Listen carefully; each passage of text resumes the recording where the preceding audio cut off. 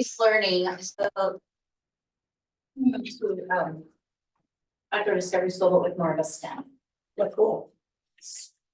That's, there should be letting people in. I think I convinced her not to. Oh, there we go. Mom's trying to get in. I'm knocking at the door. I just like to get in, but sometimes I can read. Yes. And there may not be anybody coming in. I I don't. told them, so I think, no. Recording. Sorry. Not that old, boy. So. I thought my mom was come back with each other. Well, that was, probably should be, are you on? When I was the vice chair, I.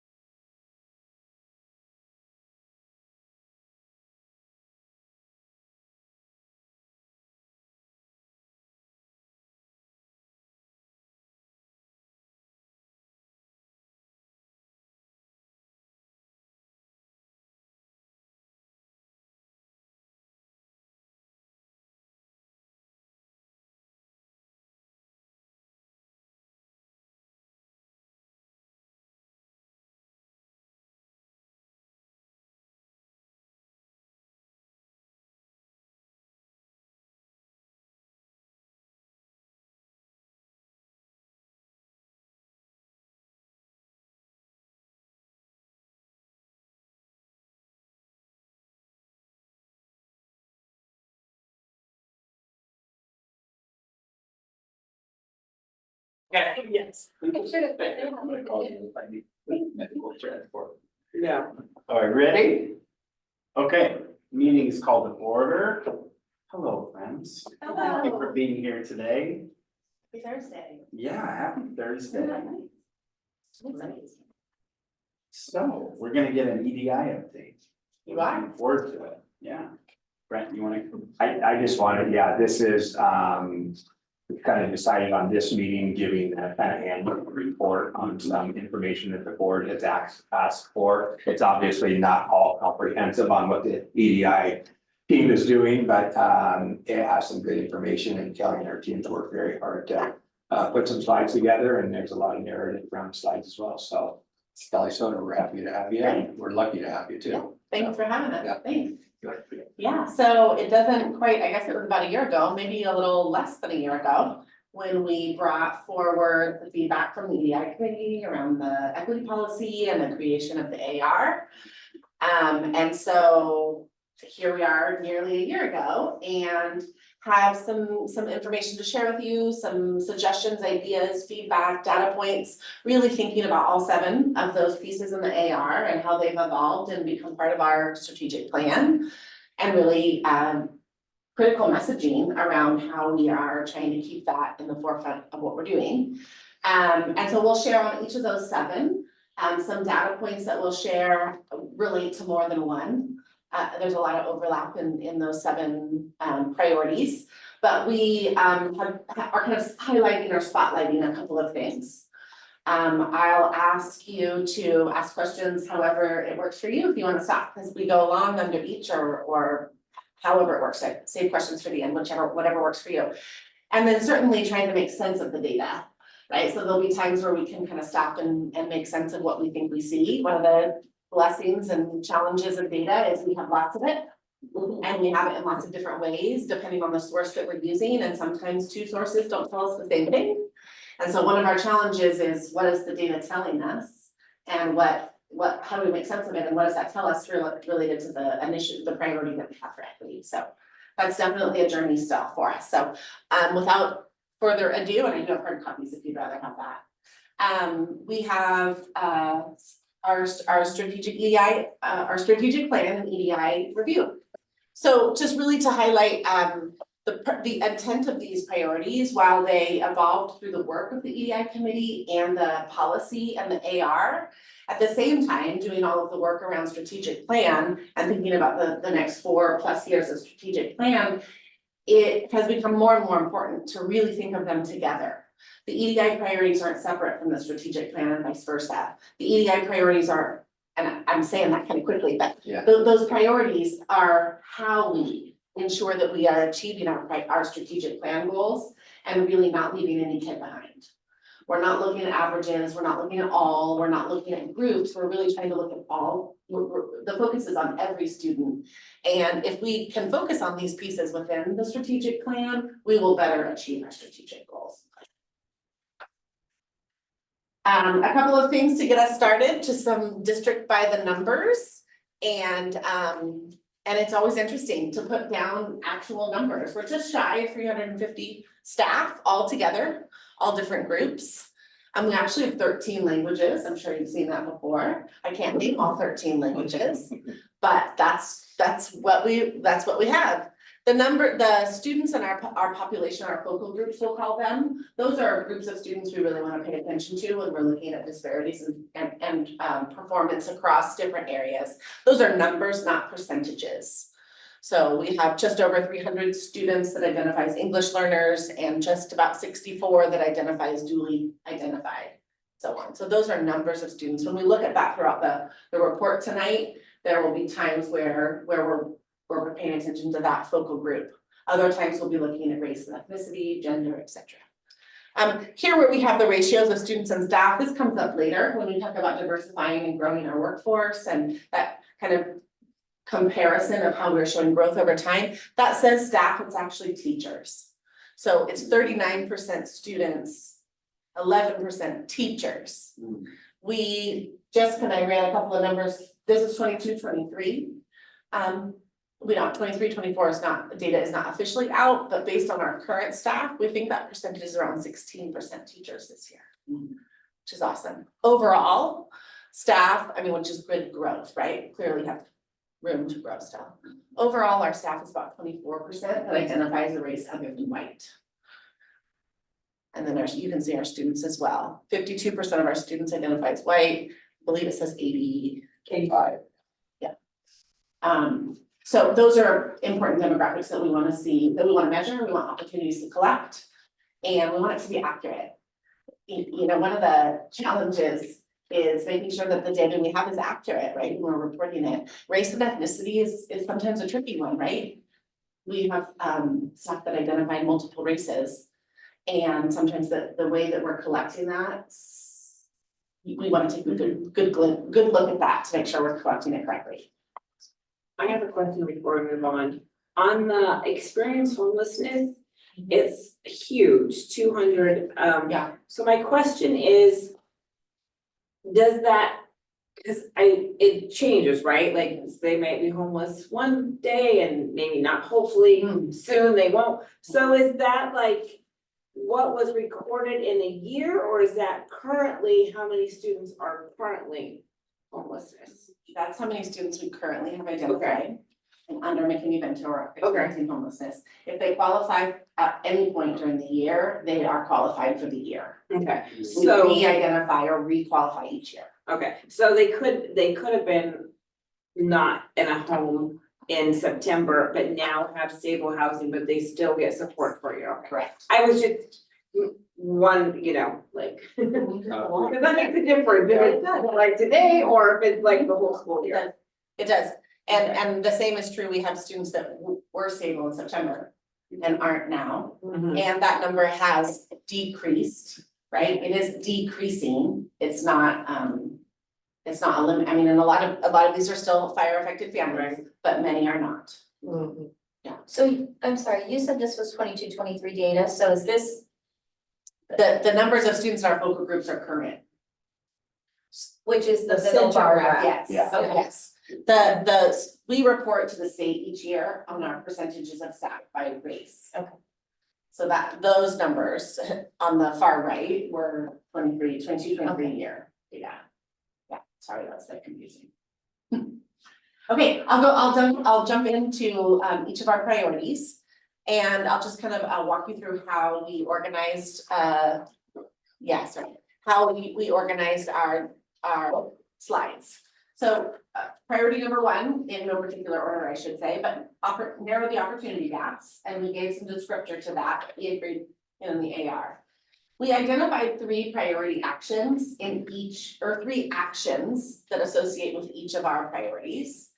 Some of these you will have also seen in the strategic plan, right? It's not a separate document, so it's really the same. This is really calling out where the equity work is so important in order to do this. So an example, really making sure that all like, for example, number 1, ensure all students receive high quality instruction through guaranteed viable curriculum with board adopted materials.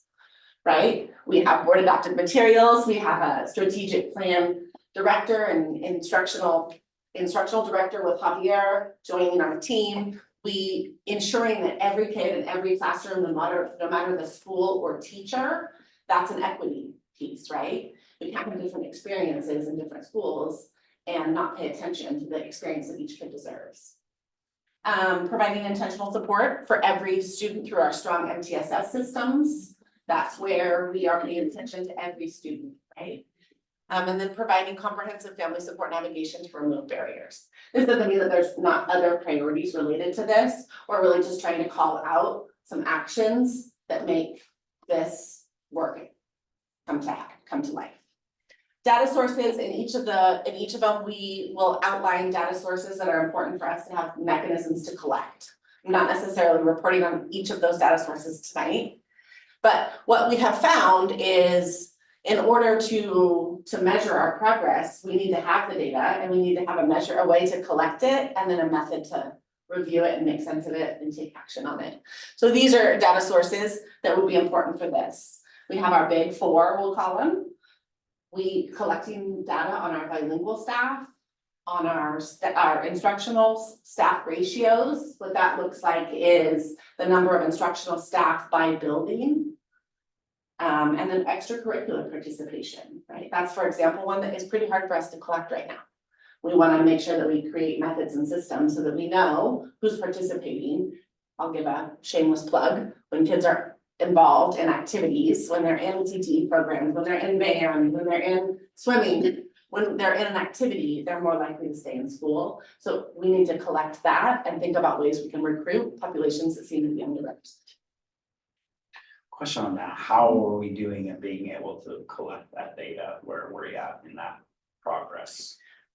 We need to create a system for collecting that. Okay, so we don't have currently our student information system or our whatever system we use to track participation and things doesn't have that. Not easily. Okay. We can create, not easily. It is a bit of something that would be done by hand. Okay. We can create groups in Power School, and then we can go through a process of filtering that data, you know, pulling all the data by student and then collecting the student system. It's available to us. We gotta dig for it. Okay. And maybe there are ways that we can do that easier, because I think one of the concerns is if the harder the data is to get, the more less likely we are to get it. And maybe that's the way it's gonna be, but we decide this is something we pull twice a year, or this is something we pull 3 times a year. Who's responsible for it? What's the pathway, the programming shortcuts, right? And when you don't pull data regularly, you forget how to pull it. So. Yeah. I would think it would be challenging too, because if they're extracurricular not in the district, so sometimes there's what do you call that? Sports clubs or gymnastics or something that someone would do that, bless you, that isn't school related, but kid related, that would be hard to also track because you wouldn't know who's going to karate and whatnot. Right. What? But that would have to be self-reported. Yeah. And again, that's something we can ask in some form or mechanism and use that as a data point too, for sure.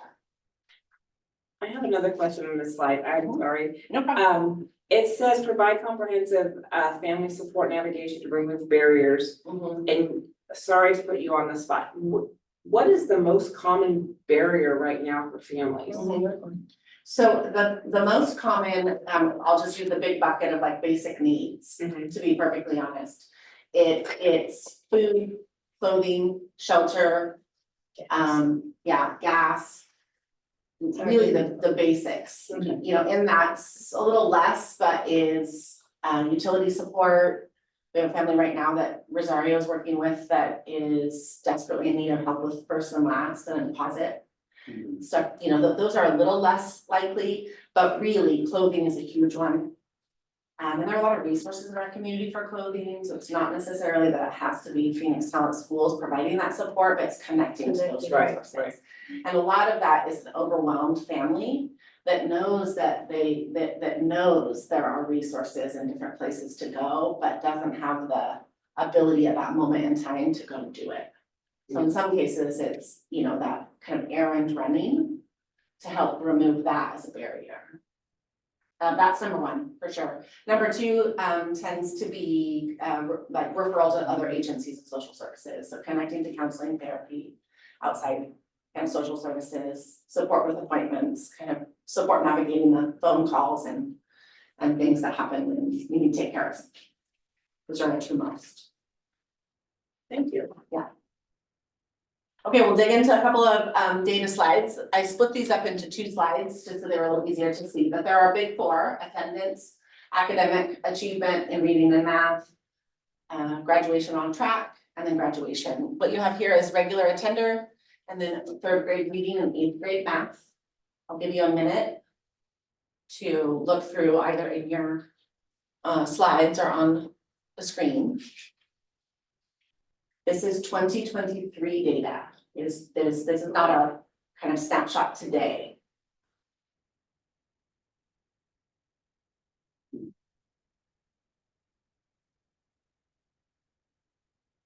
Underserved would be disabilities, homelessness, and what else? It's a pretty big catch-all Okay. for underserved populations, more minority groups. In this case, it's by that particular chart is race and ethnicity. So it's any other race or ethnicity that would be identified as underserved. Okay.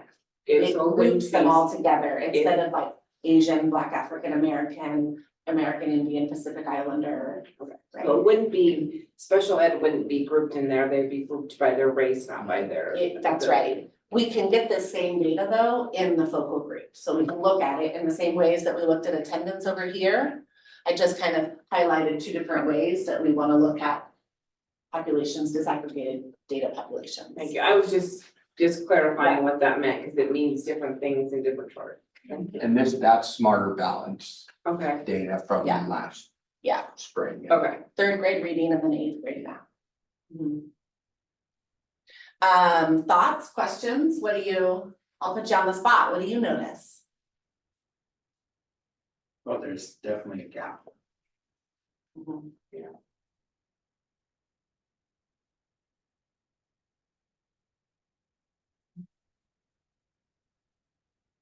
Interesting in the regular attendance, how the poverty level is almost one of the highest besides the talented and gifted, Mhm, which kind of screams to me as like food instability. mhm.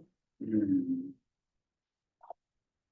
A large number of our students in general also qualify for free and reduced. So oftentimes our all and our poverty is a very similar number. Mhm. Mhm. Go ahead. Keep going. No surprise, you know, we as a state district nation, we're all struggling with attendance. Even more concerning when we're struggling in general, and then we have kiddos like our homeless population. That's less significant. I mean, in some cases, you know, that's 10 percentage points or more. Not surprising either though, right? I mean, like, Do we have focus attendance interventions for kids experiencing homelessness or, I guess that would be the biggest one. So, you know, kid who is identified as experiencing homelessness doesn't show up for school. mhm. Does anything different happen for that kid compared to Mhm. any other kid during that school day. Yeah, I'll just kind of speak in general. Yeah. All of our schools use attendance support teams, they might be called slightly different, but really kind of a wraparound attendance team where they're looking at the individual level of students that are chronically absent. And at that level, you know, our schools can identify a story behind that student. And at somebody like the high school, those students are gonna be on a grad coach support list, right? Okay. At our community care level, students like that are gonna be on the community care team members radar or watch list. At elementary level, right, that's gonna look like classroom teacher, whoever is designated like point person. So in that case, I think our schools are doing things like like personalized phone calls. Like friendly phone calls, we miss you. Home visits, you know, those always, we want those to be invited and really welcomed as a support rather than kind of a, you know, it's hard to do an uninvited home visit for somebody in that situation. You really want them to want to talk with you about it. So yes, and you know, we do have the ability to go pick up kids. We have more vehicles, we have vehicles than we have folks like Felipe that are running out and picking up kids all the time, right? Our grad coaches are doing things like that. We can do things like, there are trickier things we can do too, right? Because when a student is identified as McKinney Vento and a housing situation changes, we do have a lag time in how quickly we can get them rerouted on a bus. And we do have kids that are getting on buses at 6 a.m. still, and that's impacting attendance. You know, we thank you for approving our vehicle for community care, and it just officially got approved by the state after Oh my gosh, good thing we moved it up. Right. Jeez. I don't know, is that a way that we can eliminate some kids that are getting on buses at 6 a.m. or we can be more responsive faster when transportation changes? We can do things like paying for taxis, and we can use, you know, vetted, approved taxi services that you know, we know are safe for kids and families. We can do that where we have the guardian come with us in the taxi so that they feel comfortable that the kiddo gets dropped off at school and then they take the parent or guardian back home. But those all take, you know, working through each case. Thank you. That was long-winded. No, it's good. I mean, a question I had is at what point do those things like, you know, is it one day, is it two, is it a week, you know? I mean, I would think if we have a kid who's identified as, you know, experiencing homelessness, they don't show up one day, that would warrant a phone call, you know, hey, how's it going? How can we help you get to school? You know, so. And honestly, just one more thing, because Yeah. but really, community care, we've talked a lot about how community care can play a more strategic role in attendance, Yeah, particularly populations like our homeless, you know, priority populations, yeah, where we start at the get-go. It yeah. was really like that case management, because we know a letter's not gonna work, a phone call's nice, right? But we know all of that typical stuff isn't necessarily gonna work. But if we put those kids on community care watch lists from the beginning, maybe there are ways that we can intervene sooner, or we can develop the relationship earlier so that we know what might work that we haven't tried before. Is there like a peer support? Cause it seems like if there was kids just from my experience, when the kids were younger, if there's a kid that is missing and kids like next door, if you're in the neighborhood, be like, you're missing school, you know, or is there a way that, cause that seems to make kids wanna come of. I was talking to this little boy the other day, he's like, my friend hasn't been there for 2 days, he's been sick. Yeah. And that's really something that I think that kids will care, like they really miss me. Do we incorporate that at all, or? I know that there's some I'll speak issues to with it. that. Yeah, no, I think because it's, I think I talked to you about, maybe I haven't, we're on a statewide cohort that's really about engagement and attendance at 14 different districts in the state. And so we are strategizing with our team this week, whenever we had that meeting, and heard some things that were happening. It was like a mentor, like pairing a 5th grader up with a 2nd grader and like working together with attendance and being strategic with how you pair them up, somebody that's pretty good attender with somebody that may not be. And so having that type of mentor program, that I think we're gonna try this spring. Actually, we're gonna pilot up some programs in the elementary schools. So that's a good idea. And it's funny you mentioned that, because it just came up this week. I can Yeah. read your mind. And there's also some other things that are coming to light as well, because they had a list of what you're doing, and we're doing a lot of them. And then we really started like, well, what aren't we doing on that list? And so community campaigns, we talked about how can we get, I met with the city manager of Phoenix today, like about attendance and being a part of the business community and really that engagement and attendance community campaign. Some districts are seeing some pretty good results like that. Just on, I'm a little mixed up on my days, but Monday, Talent Middle School did a Sources of Strength student assembly. It was awesome. I got to be there. Yeah. Yes, Awesome. their attendance was through the charts, through the charts. Their attendance was through the roof that day. So when there are things that, to the same point, right, they'll come when they're engaged and they're excited and they want to see something or they don't want to miss it.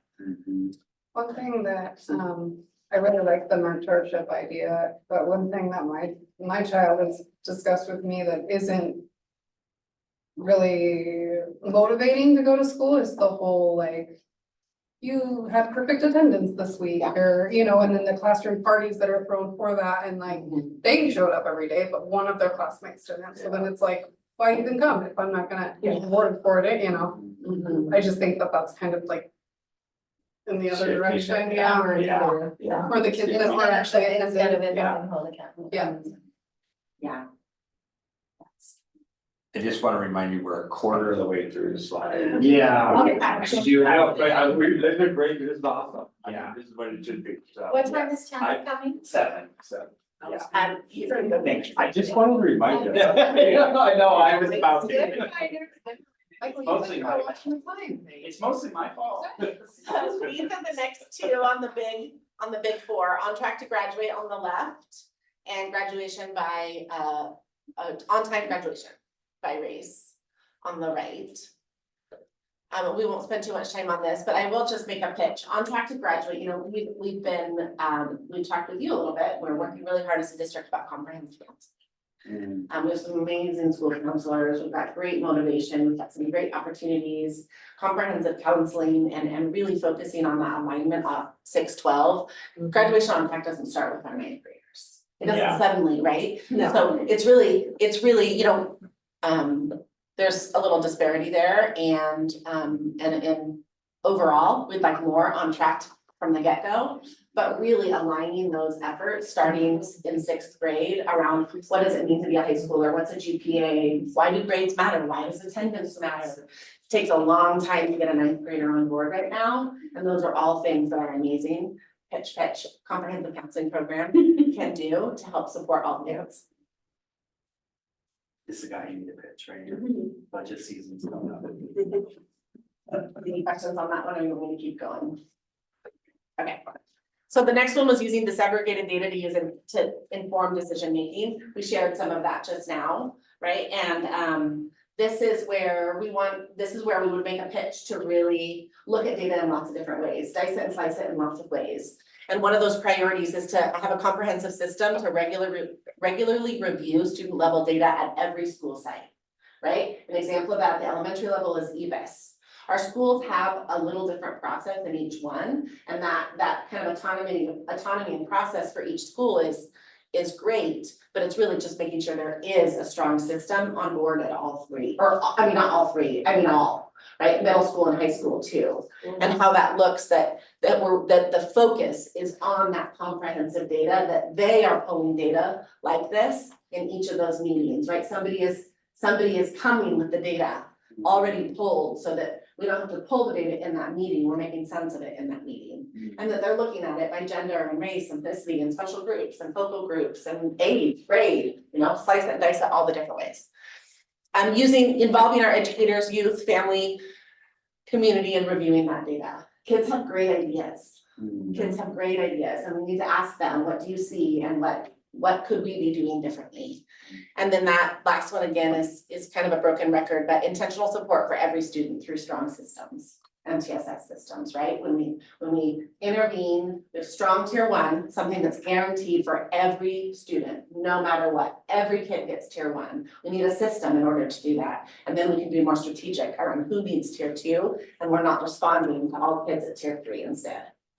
Multi-tiered systems of support. You got it. And I'm gonna throw an MTMDSS out here in a minute. So these are the big data sources we wanna look at, but they're not the only ones, right? Okay, And EBIS, remind me, what is this? is that Effective program? behavior intervention. Oh. Systems of support. Yeah. Okay. They Oh. can tell you It's now, or they behavior. the whole thing though. Yeah, Some of it's it not, is it's not just just behavior, Yeah. that's kind of Okay, misnomer. Behavior, attendance. awesome. Thank you. I'm gonna group these two together and then share some data with you. And the next one is address systematic inequities. Some of our priorities are that multi-tiered, multi-domain, I'll explain that in a minute, system of support through comprehensive school counseling. The multi-tiered, multi-domain is that we have a tier one that all kids receive, right, equitable across the board, nobody gets missed. You might remember Kaylin's story about babies in the water. You have to put a system of tier one in place. That means you have to stop things and put a system in place. And sometimes it's really hard for us to stop things, but we're just not getting the tier one in place unless it's that. So that's the multi-tier, tier one, tier two, tier three. Multi-domain for school counseling includes academics, college and career, and then social emotional. So it means we want those tiers across all three of those domains. And then we also would prioritize our training and support of all of our leadership teams and restorative practices. And continuing to grow our dual language program. Some data we're gonna look at next has to do with some discipline. I'll give you a minute to look through that as well. On the right, we have the number of incidents. Actually, I can't remember now if that's incidents or percentage, but. It says incidents at the top. Okay, so what it says here, okay, so the count is in orange and the overall enrollment is in blue. And then the pie chart is by student groups, students that have a 504 tag, special education, migrant, number of students in those areas, in those focal groups that have discipline incidents.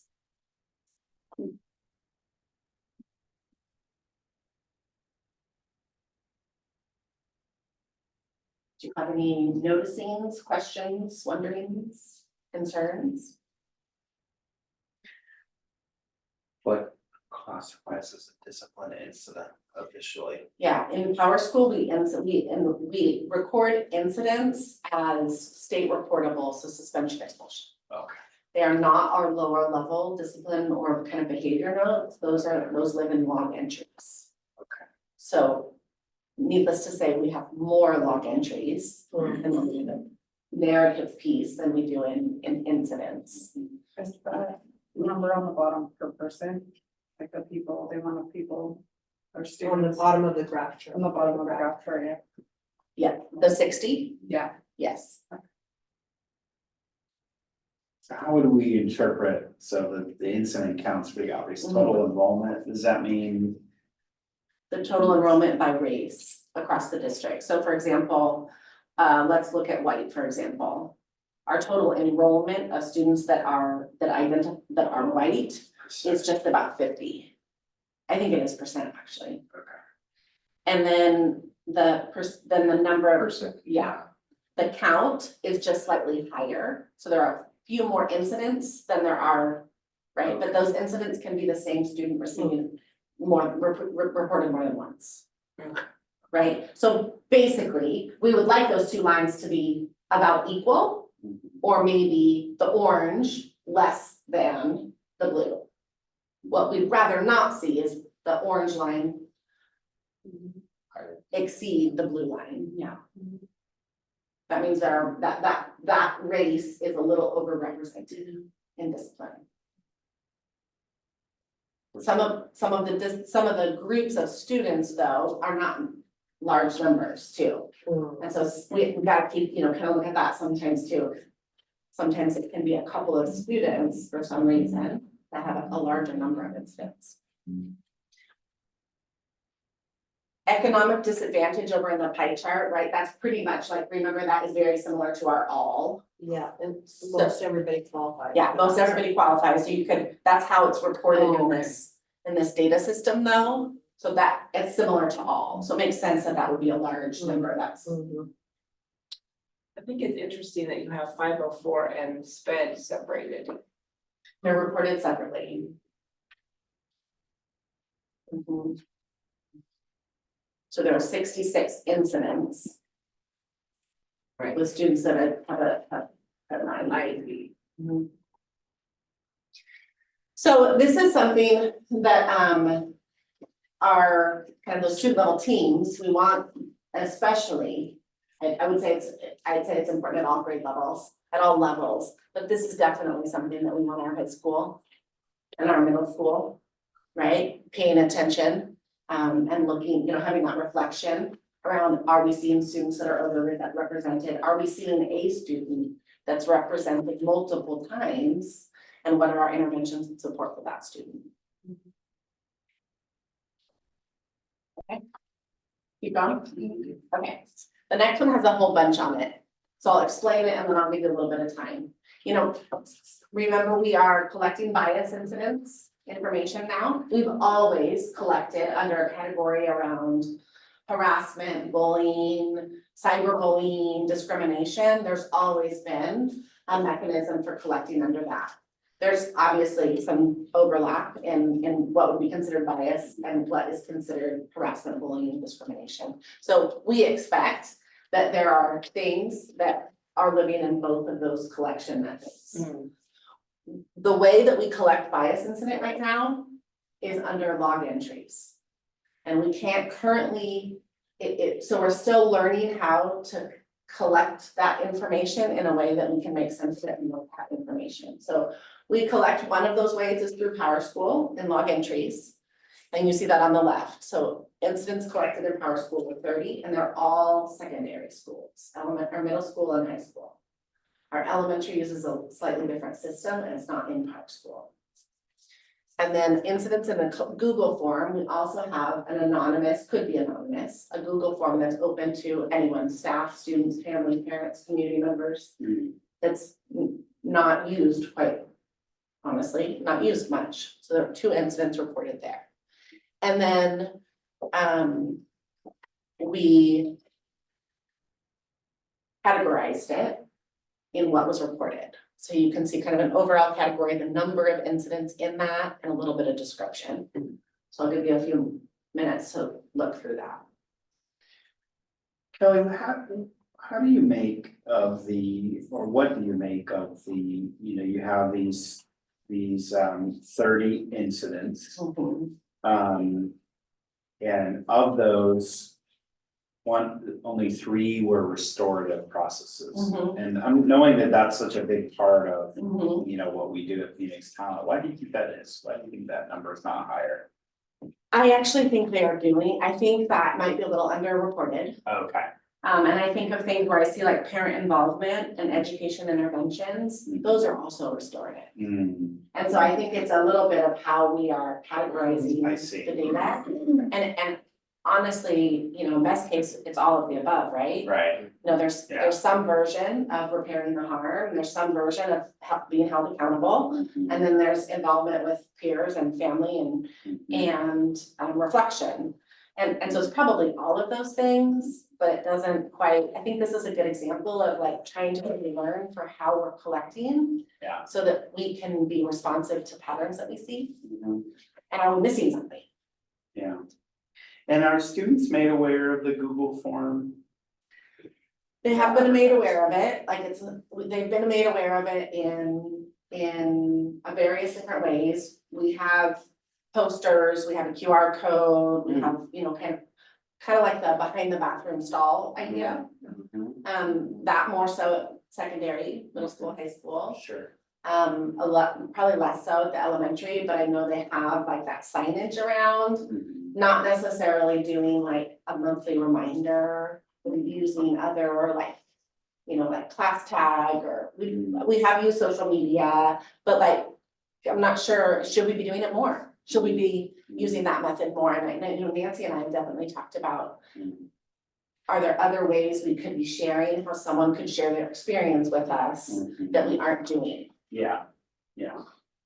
Because it's both promising, but you also just understanding the nature, 2,300 students, probably, and a lot of it's probably just among students where these type of things happen, and if they don't know how to report it, or or don't report it, Yeah.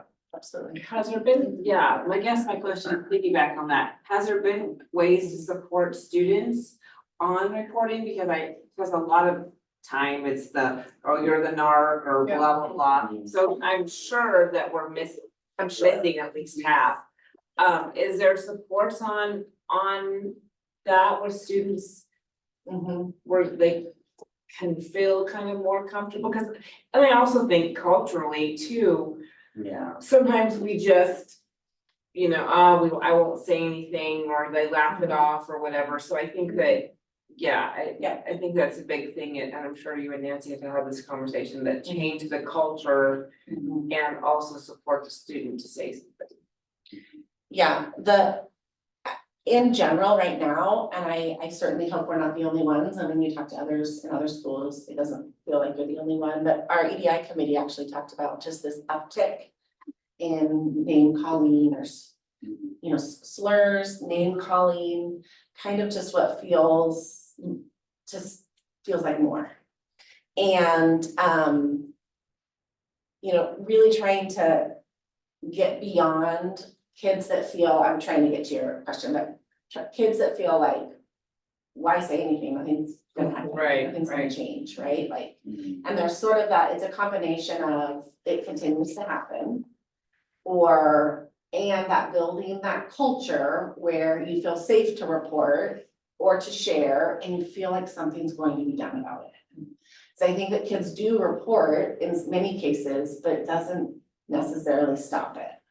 And so they feel disenchanted about that. And I think another is just really supporting our staff and what to say when they hear it. What we hear from kids is that they know another adult may have heard and they saw or heard an adult not say anything, right? So supporting our staff, right? This is something that our EDI committee said, like, how can we give literally like sentence frames or more support for interrupting whether it's a student that needs an interrupting tool or a staff or anyone. But really that building the culture and educating on the meaning, there's really some feeling that kids are saying things that they don't understand what it means. And how can we, what does that look like in our school, in our practices, in our, anti-racist or anti-bias kind of scope and sequence. So yeah, I think building the culture about being safe to report, but also making kids trust or believe that something will be done about it. Is there an anonymous way that they can report? That Google form is it's not, no information is, no name is collected, no emails collected, nothing. There's an option for them to enter it, but it's not required.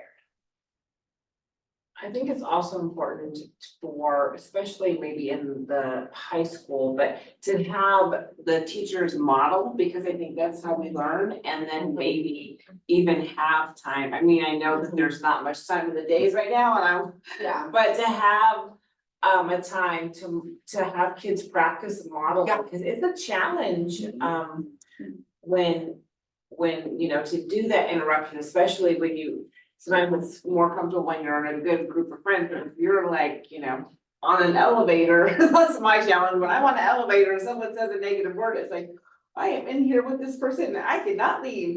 What do I say that's not going to, even as an adult? So I think having some kind of support for kids to know how to speak up, because that's what we're trying to do is make, help them. How to practice. More modeling and practicing, Yeah. because if you practice yourself, you're more. Yeah. And Kelly shared resources we've seen an uptick with our admin about, that readdressing this and maybe some of that modeling and practicing. Yeah. And that might be getting more, more incidents of reporting because they feel like, Right. okay, Yes, this is exactly. something that's gonna. Exactly.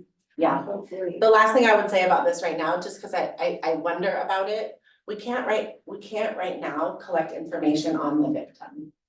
We can collect information on who is doing the harm, because that would pull it from log entries that's reported under that student. But obviously for confidentiality reasons, we don't want to put too much victim identifier information if that would be viewable to the family of the perpetrator, right? So if there's a student that's being targeted repeatedly or a particular group of students, that's really a lot harder to dig into. And And I don't want us to overlook that we might need to think about that at some point. We appreciate that you are thinking about that, so. I'll try to go faster. You're doing good. Sorry, I have a ton of No, you're questions. The next two slides, or the next couple slides are about staff and students feedback. And really kind of elevating those voices and trying to offer opportunities in different ways. I am gonna highlight our climate survey, but I also wanna say that can't be the only way that we are collecting data, right? We wanna continue doing listening sessions. Those are powerful, safer places for people to share. Empathy interviews, our LGBTQ success kind of consultant just shared a few empathy interviews that she's done with students. And actually there are students that are currently at ATI, but the crux of it was your experience on what made you leave the school you were at before. And it wasn't always Phoenix Talent Schools. We have a lot of kiddos that are now it's not UTI anymore, but ACC, that were from other schools, but it was really about their experience. And there's really powerful information in an empathy interview, so just a pitch for that. So collecting our feedback, providing outreach, and then two-way communication is something that we've heard in that family engagement, right? We wanna make sure that we're having an open opportunities for communication. It's not just us giving information. The next two slides are from our survey though, because I'm not sure we had shared too much survey data with y'all yet this year. So this is student survey data, 2 questions. And then a couple of quotes from students. Question number 1 is overall, these are both 6 through 12. Question number 1, how well do students learn about, discuss, and confront issues of race, ethnicity, and culture in schools? And 57% responded favorably overall to a category of questions. And then on a particular question, how well does your school help students speak out against racism?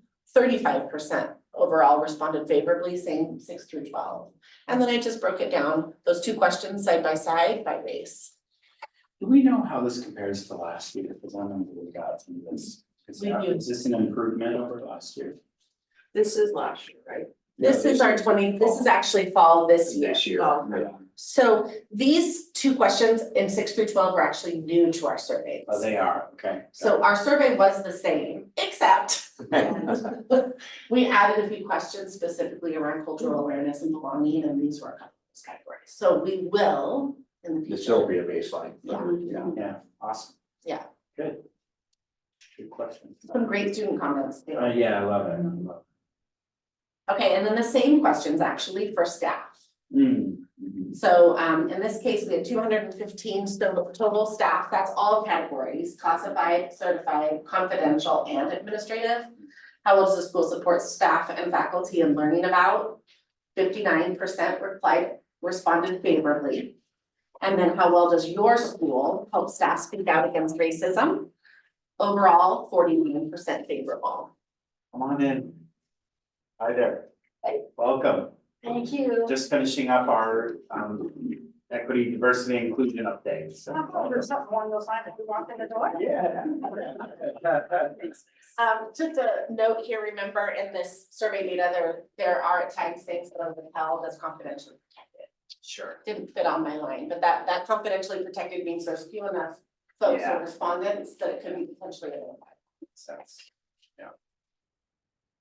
Any questions on this one?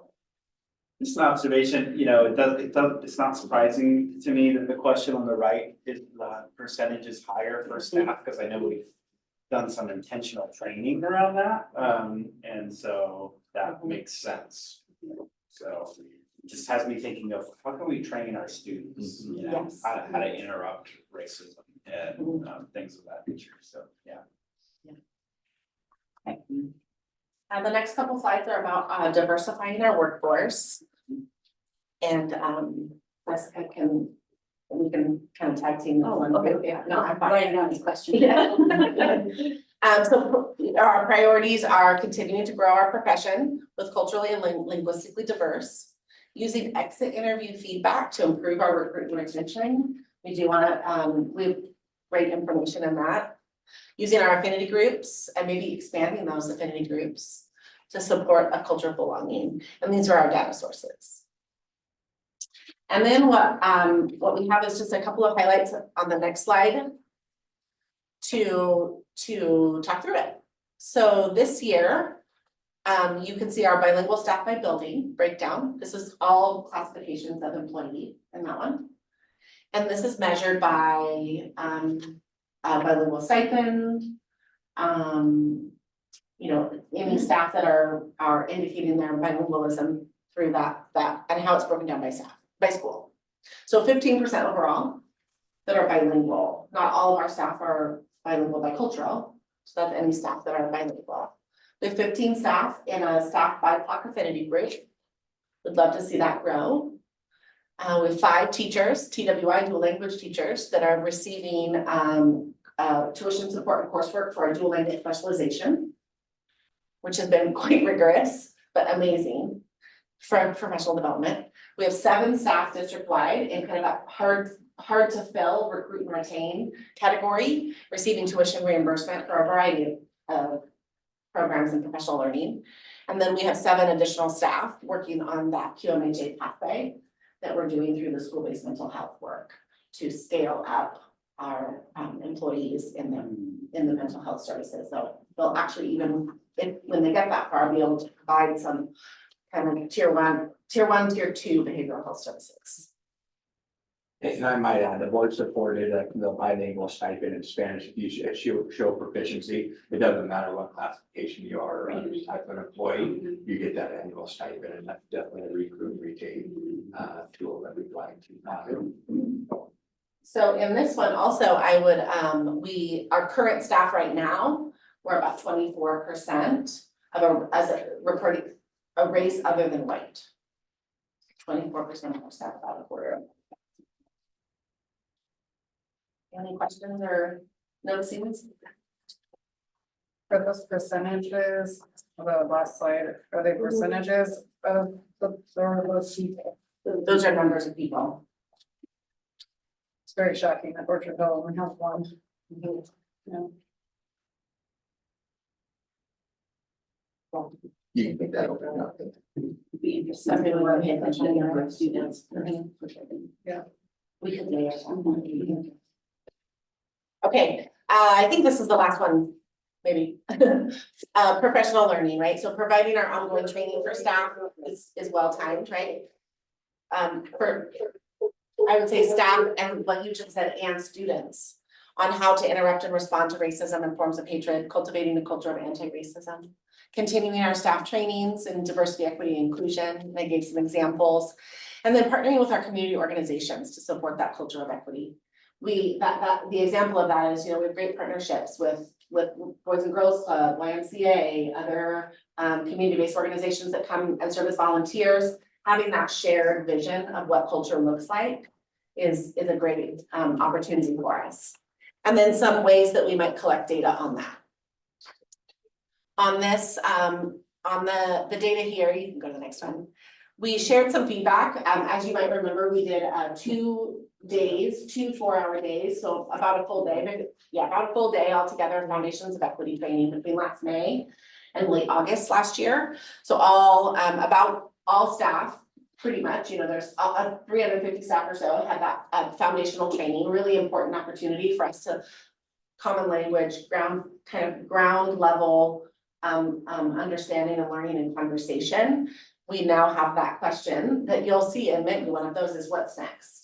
And then those are some variety of staff feedback. There were some wonderful feedback and different perspectives, to be quite honest, around the training. And then this year we've had 64 participants working on additional training, going through Coaching for Equity, taking it up in a variety of things, including Nancy and Michael crafting their equity ones just last week. I also did this with Foundations of Equity. I think several people. Yeah. So what are we doing to bridge that gap that we've now covered the staff? And I see some comments here that, you know, some of this wasn't new to them. It was kind of what they've already, you know, first we have to start and make everyone aware, right? Yeah. But how can we bridge that gap from our staff to our students to arm them to show up and to call out racism when they see it and feel comfortable doing it, which is hugely, right? Hugely. But what are we doing in the future to continue the great training that we had this last fall? you know, I think we need to make a plan for what that looks like. And one of the comments here talks about negativity, that it was mandatory. We've had some Yeah. conversation around that in our EDI committee. It's a fine balance, in terms of like delivering that next step and the version of mandatory versus those that are ready. And how we build this army of those that are ready to kind of think deeper, continue the work, and how that then translates to students. And then what does that look like in a student capacity when students are a captive audience in our classrooms? And so are there baseline, you know, this is something that the EDI committee talked about the other night, are there 2 or 3 baseline kind of themes that we developmentally appropriately integrate into our content and curriculum, starting in kindergarten? That supports our culture of equity and does some education and learning around some of these foundational pieces, especially when it relates to racial slurs or, you know, discrimination against groups of people. Figuring out the next step is our next step. Yeah, and I also think there's an opportunity sort of that there's a larger percentage when this panorama survey goes into a lot of different questions, but where it says, I feel comfortable Yeah. speaking about race and equity topics with speaking or my colleagues. I believe my colleagues feel comfortable. That started out at a pretty low percentage a few years ago. And so now we have the opportunity to more comfortable is kind of digging down into that student and really kind of starting to share some of that. Because we're seeing the data that the students might be ready for it now to have some, and if we can increase that percentage too, that'd be great. Is there any support for, I had some staff members at one time mention that they may be in one of those minority groups. And those conversations are uncomfortable for them to be in sometimes. And so is there support for staff in those situations? Some understanding, because, you know, sometimes it brings back trauma, right, when you're talking about different things. And are we supporting that so that we're not causing more trauma, in that situation? Yeah, we've definitely got some good feedback on the large, like, for example, just the method in which we delivered foundations of equity is pretty large groups. And the feedback of smaller, more intimate kind of professional learning groups would be helpful. I think that's one way that we can really focus on the safety and prioritize that opportunity for folks to participate at the level to which they're comfortable. And in an environment that feels more comfortable. I think the large group was really powerful to say we could reach all staff. But I think we could structure it a little differently. We could see for and quieter, maybe. Thank you. Okay, sorry, there is one more. Represent diverse perspectives in curriculum was our last one. And I will say, you might have heard, but it sounds like Senate Bill 1583 passed the Senate. It was like the ban on bans. And it also calls out making sure that we're representing populations and their roles and contributions in history. So that obviously would help us in this piece too. So ensuring our curriculum adoption reviews research on highly effective, culturally appropriate and diverse curriculum. We do that.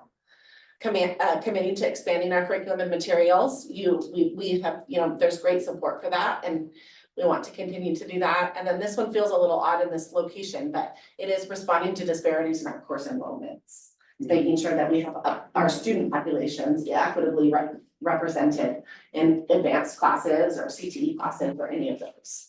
These are data sources we would use or could use. And then last but not least is this is a snapshot of 9th grade math. And how we, the processes of forecasting or putting kids into class and algebra, generally speaking. I mean, in 9th grade and generally speaking, they kind of split between fundamentals of algebra and algebra 1. And so you have here all fundamentals of all students on the far left. You will see that nearly twice as many kids enroll in algebra 1 than fundamentals of algebra. And then you'll see the race and ethnicity of students by fundamentals of algebra or algebra, and then on the right, it's by some of our focal groups, so special education, 504, migrant, and EL. I'll give you a minute to look through that.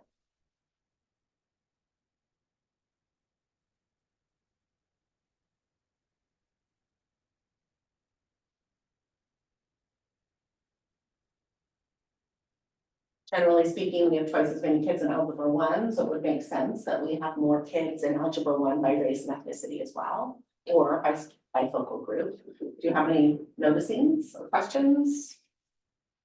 I just appreciate that we're looking at the data, you know, at this level. Diving into this.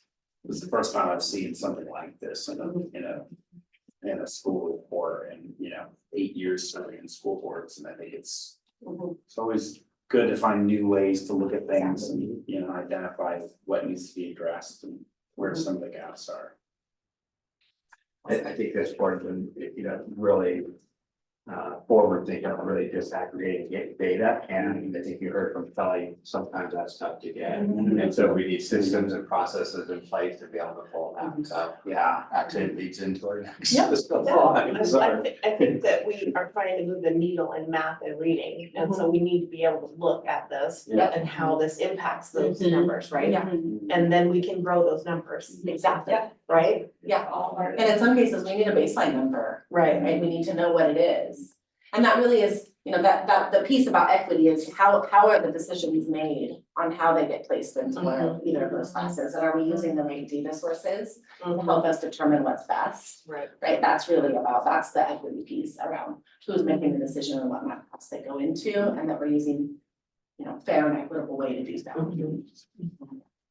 For sure. Okay, last but not least, I'm kind of thinking this is like my jab. Yes. Yeah, it's just, I don't know how to do this for it. Just thinking you might ask. Yeah, I'm not opposed. Joint administrative board report that we do in the fall. So you're already doing this, but I would just call out the focus on paying attention to every student's experience is a way that you do support now. And that you can continue to support, right? The danger is looking at all kids and missing some kids that fall through the cracks. So continuing to focus on every student is what we need.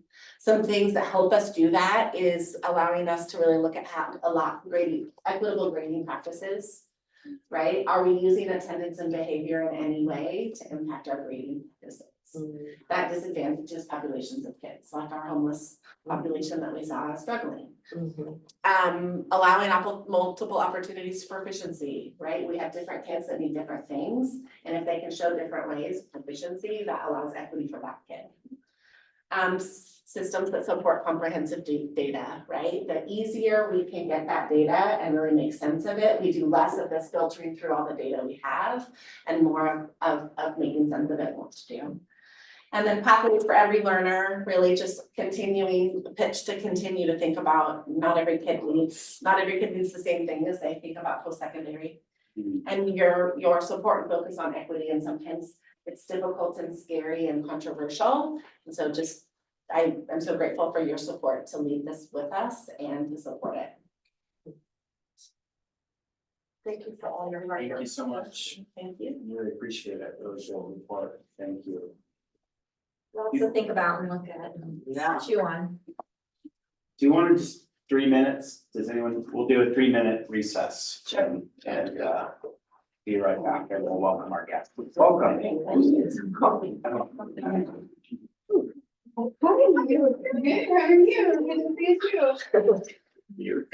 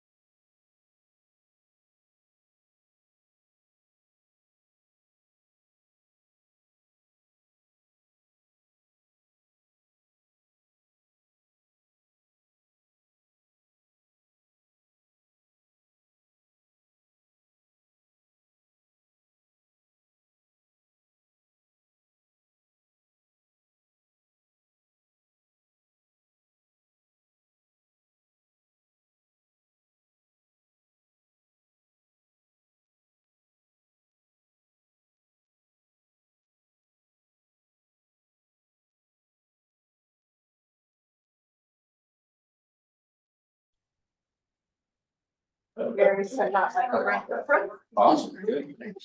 Right, So, welcome back. oh yeah, no, never mind. I was gonna say, do we have a quorum, but I don't think we do. Yeah, so I'd like to thank you for coming. Thank you to our folks from Talent for being here today. I'm gonna turn it just to make sure you're following whatever process you need to follow. Your clerk is going to take a roll, I believe, right, Hector? Thank you, Yeah. Mr. Campbell. So, Councilor Penemroff. Here. Councilor Greider, Here. Councilor Castillo is not present. Councilor Byers is not present. Councilor Carter Miller is not present, and Mayor Ayers Flood. Here. Okay. Mayor, there's no quorum. Thank you. And just for the benefit of do you want everyone to introduce themselves? Yeah. Or, okay, I think so. yeah, we'll do some. People will be brief- watching later too. Yeah, we'll do some brief introductions, and I know many of us know each other, but I know there's also some new faces in the room, so. I'm Rebecca Weathers. Sarah Crawford. Rick Hagel. Dawn Watson. Polly Fairmont. Michael Campbell, and we also have these, that helps. Very superintendent, and I'll have Jonathan Williams. And then did you want Jane? Oh, you can. Jay Harlan, CSC plan with the district's plan.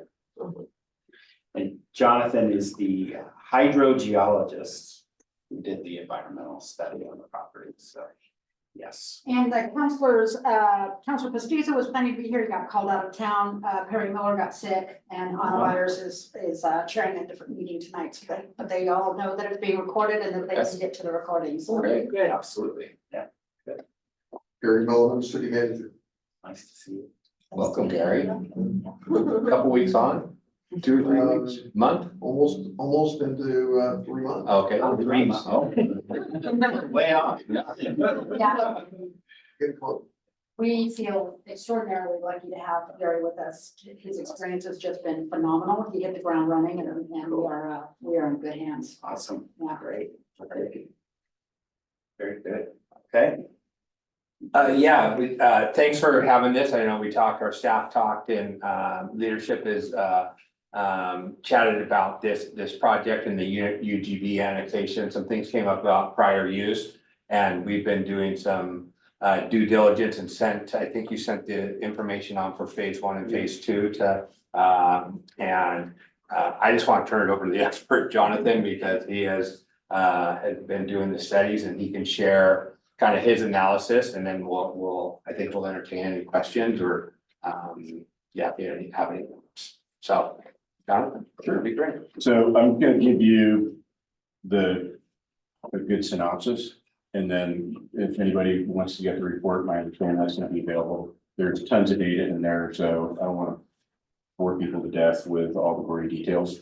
But we got brought on last July to start off with a phase 1 environmental site assessment, which basically means we don't do any sample collection. We just do our best to get the history using environmental database reports, deed records, et cetera, for a property to see what's going on there. And we had heard through the grapevine that there were concerns that the property had historically been used for orchards and concerns about pesticide applications.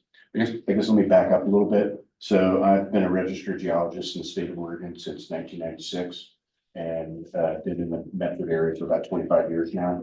Undergraduate degree in geology and then went to graduate school for geology and hydrogeology. And so I've been doing environmental consulting now for about 30 years, mostly in Oregon. We have currently, I think, 8 different projects in the Medford area associated with historical orchards, because you may be aware there's a lot of orchard properties that were bought within the urban growth boundary being redeveloped for residential purposes or commercial purposes. So we work with DEQ and those clients to make sure we collect the appropriate data and so that we're protective of future occupants or users of those properties. And one of those actually included, we did work for Oregon State University for their old experimental pear orchard of South Stage Road, Experiment Station Road. And that one had quite a few challenges with it. That's gonna be ultimately redeveloped for residential purposes, and we're actually working with the current owner of that property to get that remediated and cleaned up. So one of the things that one of the more valuable pieces of data that we get is historical aerial photographs. And so not knowing anything about this, I actually stopped at the Talent Historical Society and talked to a very helpful person there. That kind of got me started, and they said, oh, talk to somebody at SOU. And then I went over to the Oregon State University Extension folks on Hanley Farm and communicated with them. And right before an older gentleman retired, was incredibly helpful and described what's going on out here. So what we know about the property, you can see we've got the Colver Field outlined in red, is that it was an agronomy station, not used for orchards. And so we requested, but then did not receive any of the spray records. They couldn't find them, because that's usually the gold standard for us, because we can look through that and figure out what should we sample for. They didn't have any record, which is not surprising. We've only worked with the Hillcrest orchards, which is now in the urban growth boundary. They kept very detailed spray records almost for 100 years. So we know what they use there. We didn't have any spray records here. There is Oregon Department of Environmental Quality, DEQ, has a very rigorous list of pesticides that they want us to look for. And so pesticides, I should point out, up until right after World War II, there really weren't any organic pesticides. Most people today think of like Dialgren or DDT, the smelly stuff you get at the Grange Co-op or whatever that you apply. Well, prior to World War II, there really weren't that many organic pesticides, but people were using a lot of metals. And there was a compound called lead arsenate, and that has historically been applied since the 1800s to apples, pears, all kinds of different fruits. You can still use it today. In fact, you can use lead arsenate on your orchard as an organic pesticide. So if you buy organic pears or apples, chances are they probably applied lead arsenate to it. So the challenge with a lot of these pesticides is that the lead and arsenic, they don't go anywhere. They don't leach out. They accumulate on the shallow clays, typically the upper 12 to 24 inches. And the same thing with the organic pesticides like DEE or DDT. They absorb onto the organic carbon in the soil. They have an affinity for that. And what we found across multiple projects in Rogue Valley is that you get attenuation of both the metals and the organic synthetic organic compounds in the upper 6 to 18 inches. And that's usually a refinement problem. So we went back and looked at these photos, maybe just kind of scroll through. So 1930, so the agronomy station was reportedly operational from 1911 to 1958 is my recollection. So this is the first aerial photo, 1939. Maybe go to the next one. And you can That's what an agronomy station is. it's what they were doing is they were doing different plots. You can see there's more plots on this photo here. So I think it was mainly trying different kinds of having different cover crops, not fruits, having different cover crops apply to different levels of irrigation, different amounts of fertilization, and different kinds, and different hybrids or breeds of grasses. So my understanding looking through the records is that in the 40s and 50s and 30s, what they're mainly focused on here is what kind of alfalfa would do the best, not only for feed for cattle and horses, but also there was a big value to growing alfalfa and then harvesting the seed and selling that seed to other farmers. So it looks like, and Thank you. no problem. Sure. And You're fine. yeah, no, We're pretty relaxed. it's a small group, so feel free to stop me here. And so you can see in between if you go back to the other one, they had bigger plots. But, you can see they mixed it up. And so unfortunately, there's no great records, but we know that they were doing various cover crops and testing the varieties and the amount of irrigation and how they fertilized it. and potentially with what kind of pesticides you can see. You can also see in these photos that much of the property around Culver Field was used as orchards. Specifically now, you can see to the south. In 1939, there was no orchards, but maybe scroll to the next one. This is the last photo where we can see the agronomy station present. But if you kind of just maybe go through somewhat slowly on the next ones, you can see, you know, at that point, I think the county owned the property in 1967. So, I don't know, hay fields. And then as you scroll through, you'll get to the point where we see an orchard start to be developed immediately to the south. You can also see the development of the baseball fields and the bus barn on that property. So that's all orchards to the south now. So based on what the kind of the background, and we did go out to the site to do a phase 1 environmental site assessment.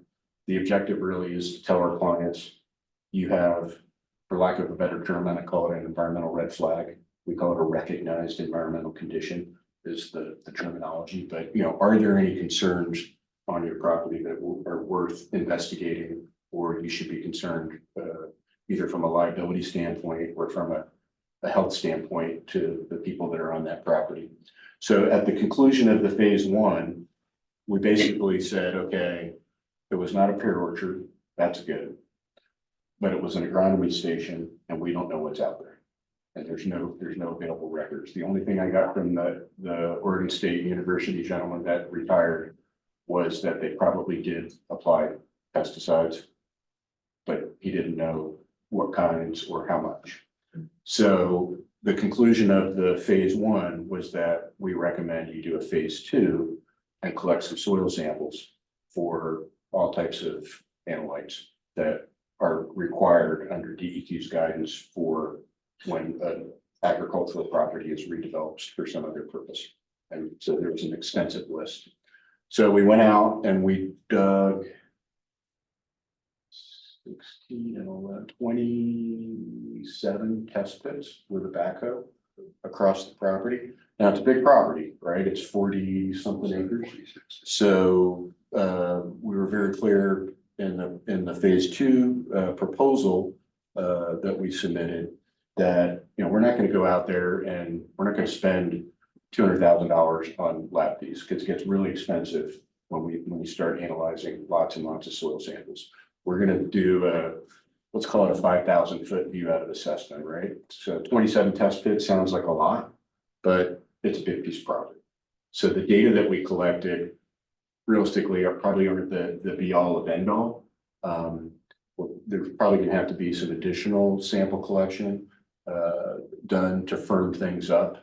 But what we've seen on orchards, especially now an agronomy station, is that typically you're applying the materials in a uniform manner. So it's not like you get little hot spots of contamination in one area over the years. It's kind of spread out and it's typically generally consistent across an entire property.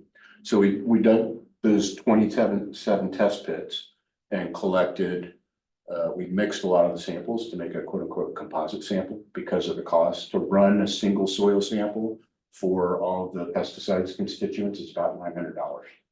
So it's not cheap. So we did our best to find a balance between being thorough in our initial valuation and not breaking somebody's bank. So we collected all this data, broke the unit up, the whole property up into, we called it decision units for approximately equal areas.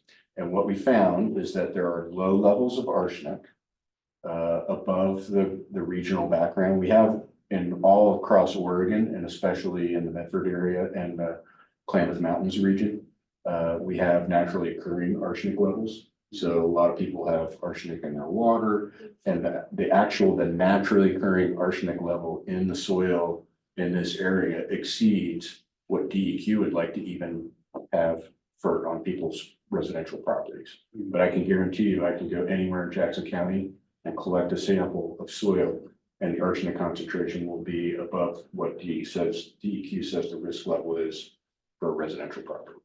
But DEQ recognizes they can't tell everybody they need to get rid of that soil And those risk levels are based on incredibly conservative assumptions about how long somebody's gonna live in a place, how many teaspoons of dirt a little kid eats in the backyard, et cetera. So the numbers the risk levels are very conservative. But basically, all the data that we collected out there, the concern was arsenic over most of about 75% of the property in the upper 12 to 18 inches above the conservative risk value and above the background. So there's a definitive signature of arsenic and lead in the soil out here that's not naturally occurring. So that I'm highly confident lead arsenate was applied to out there on this property in the past, but the concentrations aren't that high. And lead was elevated, but the lead exceedances for risk concerns were about the potential for leaching to groundwater. But like I said, the arsenic and the lead don't really leach out. In fact, by the time we got down to about 18 or 24 inches, the lead had gone attenuated to below naturally occurring levels in the area. So not a concern. The one issue, I know there are 3 wells on the property. And so once I saw those lead concentrations, it's like, you guys have wells out here, we should test the wells to make sure that there's not elevated concentrations of lead, just to be sure. Even though we saw lead attenuate with depth in the shallow soil, we wanted to make sure. So we had the school district staff collect groundwater samples from all 3 of the wells. And there's a table in the phase 2 report. 2 of the wells, we were below the method reporting limit for lead. And one of the wells had a reported concentration, but it was a good 10 times lower than any kind of action levels.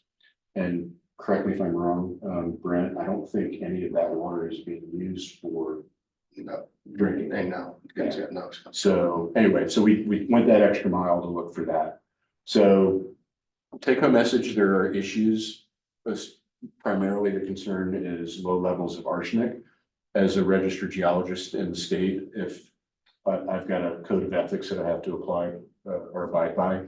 And if I find something in soil or groundwater that I think is, the term is imminent threat to human health or the environment, if I find something like that, I automatically tell my client, I've got concerns. You need to talk to DEQ immediately because there's an actual risk to people getting sick here. I don't see that here. But the other thing we compared the analytical results in the soil for the pesticides is to quote unquote clean fill values. So if you exceed a clean fill value in soil, that basically means you can reuse that soil on site. As long as it's not a risk, human health risk level. But if you need to move that soil for any kind of construction purposes, let's say you're going to put a building out there and it's the clay soil and there's a geotechnical concern for the building of the foundation and you need to get that soil out of there, you can't just haul it across the street to somebody that says, oh, I need a bunch of soil for fill or something. You need to either send it to the landfill, that becomes prohibitively expensive very quickly, or you can haul that soil to a quarry and they can put it into a quarry. And then that usually works. The cost of that is much less. And you can also end up bringing back for a construction project. You're often going to need 4-inch rock or 3/4 minus or whatever for foundations or a parking lot. So you can do that consistently. My understanding, and I haven't seen any kind of master plan, and I'm sure there's something out there that I have not reviewed, but often what we do on these projects is try to reuse that soil on the property. And so I believe there is, and now I'm getting more into the land use planning thing, I believe there's an agricultural buffer requirement because that orchard to the south and probably the property to the west looks like it is agricultural EFU. I can't remember the zoning. The most cost-effective solution is probably if any soil needs to be moved for construction purposes in the future, that you place it along one of those boundaries where Jackson County is, where the city is going to require. Is this in the city limits or outside? I can't remember. It's in the urban reserve, yeah, so it's in the county. Okay. Yeah. So assuming there is some kind of agricultural buffer, then that would be a wise. You're not gonna be able to develop any there anyway in those areas, would be my expectation. And so that would, the logical, cost-effective solution to dealing with the soil during future development, based on what I know, would be to place it in one of these, required buffers that might, I can't remember if it's 50 or 100 feet, so. The other recommendation that we made in the report was DEQ has what they call their voluntary cleanup pathway. We haven't shared this information with DEQ, again, because I don't see any imminent threat to human health and the environment. If everybody decides it would be appropriate to get DEQ involvement to make sure all the citizens are comfortable with the approach that's being taken. And oftentimes we do this on properties, even for private entities when they're redeveloping, because if they want to sell that property or they have to get a loan to build something, oftentimes banks are going to require no further action letter from DEQ to confirm, not just be the hired gun consultant, but to have a state professional, environmental professionals to say, yes, we agree that the approach that's being taken is protective of human health, then you can get what DEQ calls a no further action letter. And that gives comfort to all parties involved that we're being protective of people that are going to be using the property. Thank you. Yeah. So hopefully I didn't bore you to death.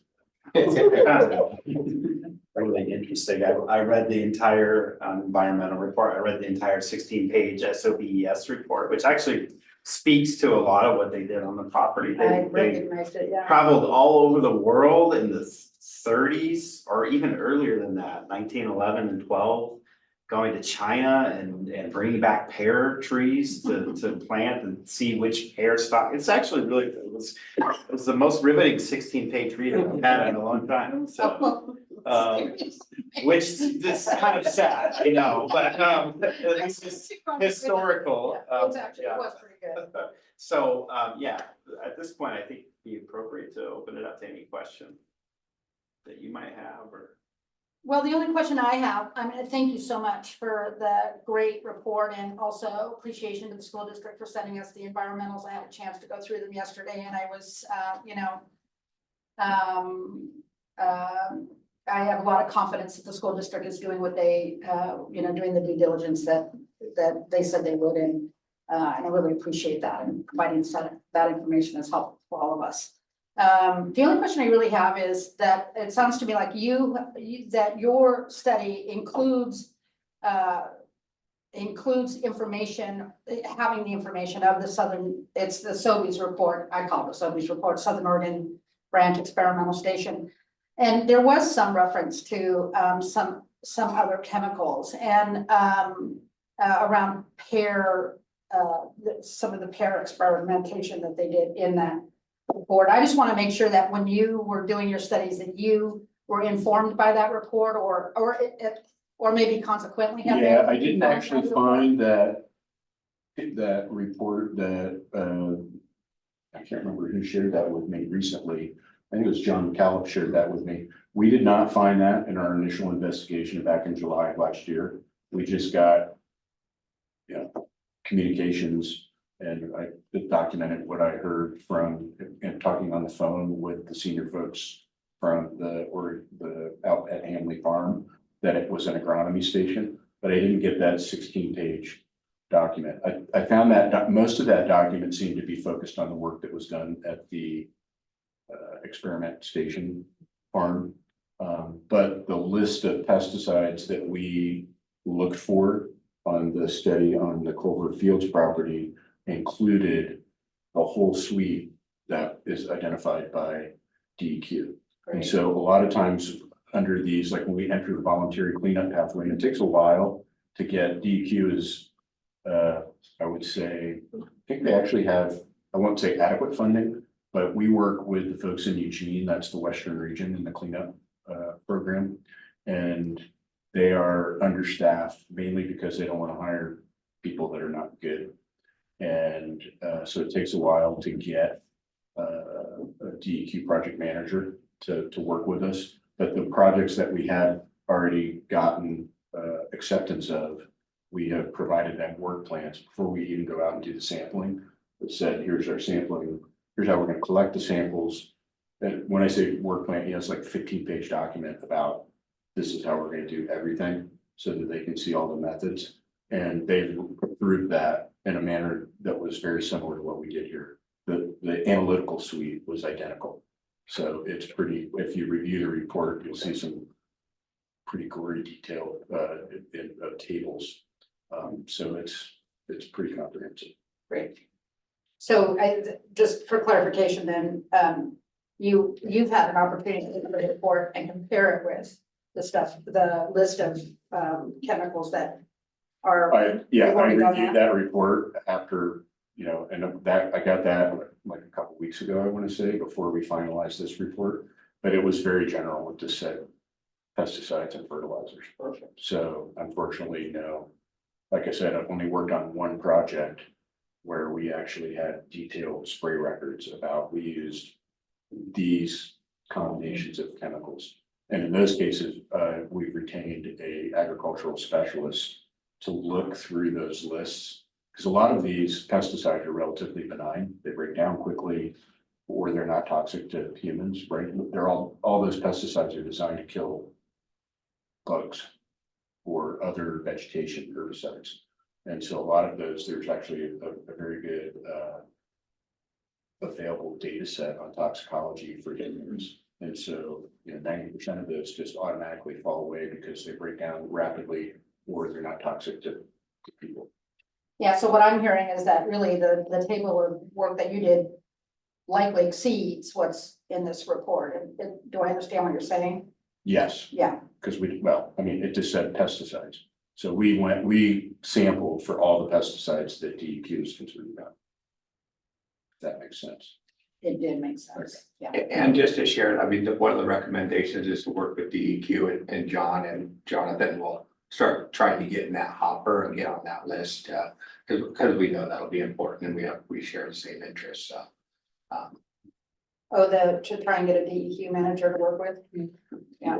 The voluntary. Correct. It takes a few months at a minimum, but it's important too, because if depending on the pace of the project and what you plan to build out there, it can become very, very expensive. Like we just did a project over off Colver Road and we had to excavate 6 to 24 inches of soil over a 50-acre area.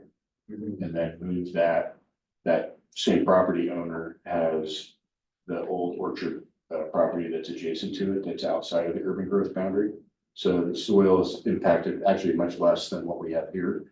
And we just push that over onto the adjacent property and he's gonna build a utility scale, or he's gonna lease it out to a utility scale solar company. And they'll put solar array on 12 acres of property. But I mean, it's to move that soil, I would say it was a $400,000 bill to move all that soil. It's a mass, you're scraping all that soil and hauling, and you start getting a lot of equipment and moving a lot of soil. And that was relatively cheap. If we had to take that to a quarry, then, you could add another zero to that. So, it's good to get DEQ involved early on and, make sure we've vetted all of the options, because those excavation costs become very expensive and we want to make sure the solution, which I think will end up being, if any development that happens, you move that property into the agricultural buffer. You only move the soil once, and in that case, you're just moving below ways, and that'll be by far the least costly, but also protective. Can I ask kind of a nerdy question as well, and then I'll hand it over to my colleague here, and this is really all. Is the test results that you've gotten with the arsenic and the lead, is that more indicative of like historical use, or is it indicative of maybe some drift from some of the, are those chemicals still being used? I don't know what the adjacent orchards are using. I can say we've had a number of projects where there was orchard use on adjacent property. So for instance, we did work for Jackson County, the airport bought 40 acres that used to be the old Medite. I think they had a wood waste landfill there, but there was orchards adjacent to that property. And we collected samples like 5 feet away from the fence line. And we didn't find any pesticides above action levels. So there was some things that were slightly elevated, but we've repeatedly done that and found that yes, wind drifts potentially, I mean, if you were like right on the fence line, you might find something. But historically, yeah, Oregon Department of Agriculture has pretty rigorous requirements now for pesticides applications. So if it's a windy day, you don't do it. And the mixtures are not inexpensive. So farmers typically aren't going to want to spray on a really windy day because they're going to spend a lot of money on that product that may not get sprayed on the plants. As to what, when those more rigorous spray requirements were put into place, that's not my area of expertise. I would imagine back in the 20s or the 30s, people were a little more lackadaisical about how they applied their pesticides. But what we have found is that wind drift has not been an issue on the work that we've done in the Road Valley. I guess what I'm asking, I didn't do a very good job of asking the question. What I'm asking is, is any of what you found currently in use? Oh, yes, a lot of those pesticides are still, we did find really low levels of, I believe it was DDE and dieldrin, and some of those constituents are still used. And like I said, lead arsenate, it probably was applied on your organic pears. Arsenate, I've been calling it arsenic.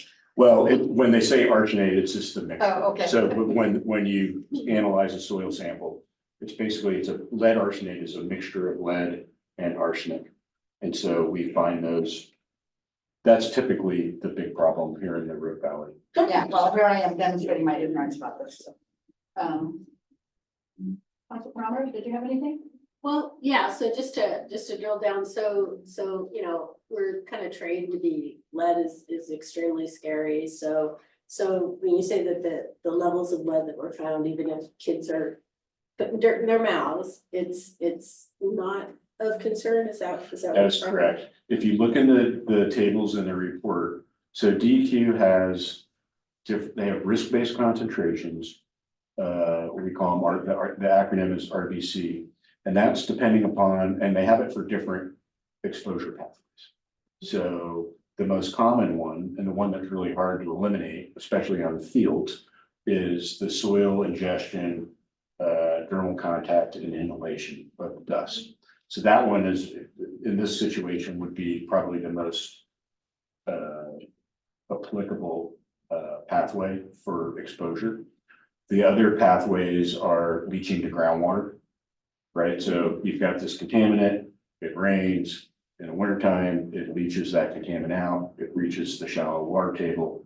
You've got a well there, you pump the water, and potentially it's there. So only for lead, we did not exceed the soil ingestion and dermal contact and inhalation pathway, the generic risk-based concentration. And like I said, those are hyper conservative, like super conservative. We did exceed the leaching to groundwater pathway for lead, which is what triggered me talking with John McCallum, the facilities director, and said, hey, when we did the phase 1, I saw it's like, oh, you guys have wells out here. We should sample these wells at an abundance of caution to make sure we did not actually leach stuff into these wells and cause problems. And most of those wells are actually right on the southwestern portion of the property, I believe. So they're kind of adjacent to that other orchard, which could have been a potential source. But like I said, 2 of the samples were non-detect for lead, and one of them had a detection, but it was still more than 10 times lower than any kind of drinking water standards. So. And because you're working with from a comprehensive list from DEQ, there isn't a chance that there was some chemical that was used in the past that isn't on this list that could be present in the soil that could be dangerous. Without the detailed spray records, I can't say absolutely not. I can say the fact that we're using the comprehensive DEQ list of pesticides. So there's, and if you burrow into the report, and by the way, the report's got my email address and telephone number on there. So if anybody has any questions after the fact, feel free to ask all kinds of good questions, most of which I should be able to answer. So the pesticides consist of 4 major groups. You'll see there's 4 tables for the soil samples. There's what's called, in Oregon, we call it the Ag 17 metals. So there's lead and arsenic, but then there's 15 other metals. Then we look at the organochlorine pesticides. That includes like DDE and DDT, and I think there's 10 or 15 others. We look for organophosphorus pesticides, and then we look for chlorinated herbicides. And each one of those groups has a very extensive list. So I would say with a high degree of confidence, we probably got everything that could have been used out there, but I can't guarantee that there could have been, something special that somebody mixed up and tried on the property. So I imagine the list from DEQ is what it is for a reason. Correct. I mean, they didn't just. yeah, no, they put that guidance out in 2006, and then they updated it in 2019. So. Excellent. If I can indulge, and when you're talking about like moving the dirt and putting it on the buffer, and you gave an example that was used for solar, I was just trying to picture that. So does that look like a little raised? In that case, it's about 12 acres that's built up about, the grade is about 4 or 5 feet higher than the surrounding grade. Okay, so it's actually, it would be like, Yeah. like. I mean, there's other projects where we build berms, right? And especially if it's, you're trying to keep spray, right? Because I don't know how long that's going to be in Orchard to the south, but having a berm actually is, if there is any potential for overspray, a berm is nice. Plus, if it's a residential property, you don't want to hear the tractors, going right on your property line. So if you've got a berm, it kind of deadens the noise a little bit. Yeah, and did they put like solar panels on top of that? Cause that. That project is gonna wrap up here in the next few weeks, and we'll get her no further action on it. But the solar panels have not been installed. But that's the idea, that they would sit on top. Yeah, they're just gonna it's a south facing property. The solar people are very excited because I think they're gonna make like 2.5 megawatts. I mean, it would be great to see pictures. Where's that gonna be? It's off of Coker Butte Road. It's between Coker Butte Road and Owen Drive in East Medford. Okay. And we have talked about solar panel going there. In that area. Yeah. Something there. Yeah. That's really You'd good. have to ask John, sorry if I'm overstepping. No. You'd have to ask John McCaleb, he has a plan and he's super excited. Yeah, I can tell you that the solar panel construction, because we've been involved in a few of those projects, is pretty easy.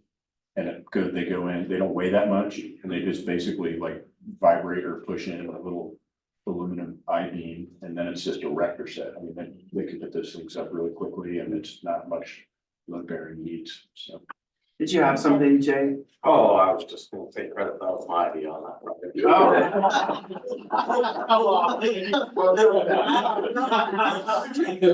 were calculating the haul off numbers and it was like, oh, that's painful. I know what we should do, move it over, pile it up there and do solar panels, done. You gotta get creative in solving these problems. Yeah. Write down his name, Gary. Yeah, well. Knowing what it's gonna cost to develop this, we might have to make it up. Did you have something, Rebecca? Or somebody had something weird, did I miss something? No, I was just indicating that Jay had Oh, a question, but got you it. saw it. So. Every once in a while. Yeah. What else? And no one's put anything in chat, so it doesn't, okay, the 2 people that are online, or 3 people that are online. I've just been fascinated with Jonathan. I mean, I've learned more about soil and testing. About that. It's work of public services educational. And he's Yeah. really good at explaining it, and we listened to the version of this a few days ago, and so thank you for all your work and your expertise and your thoughts, so. Yeah, it's great. It's great for us to hear it. Yeah, the only other question I think I'd sent in advance was just whether y'all had thought about, as far as communicating this to public, like there'll eventually be a public hearing, annexation and all this stuff. Have you thought about, I mean, I think the solar panels is a real good thing to add to the to the concept. But have you thought about how to communicate this or when to communicate this and the city's support? Yeah, I think the first step is really kind of getting this annexation process, and this is what a lot of work with the community and actually the neighbors, I can see that right up there, had a lot of input on kind of where, and this was about a 6-9 month to a year process. And then once we get the annexation process and understand what the conditions will be, then the board will start talking about phases and input and things of that nature, so. So there were all these groups put together and they all met several times and came up with these plans and had input on. Nice. So I think that kind of answers what you were saying. Yeah, I was just Yeah. talking about, ahead of the public hearing for the annexation, concerns about, specifically the concerns about, the side use and stuff like that. Yeah, I know you guys have planned, Yeah. a lot of community input for this, but I'm just thinking about the rest of it. Yeah, I think this meeting is a good start for that.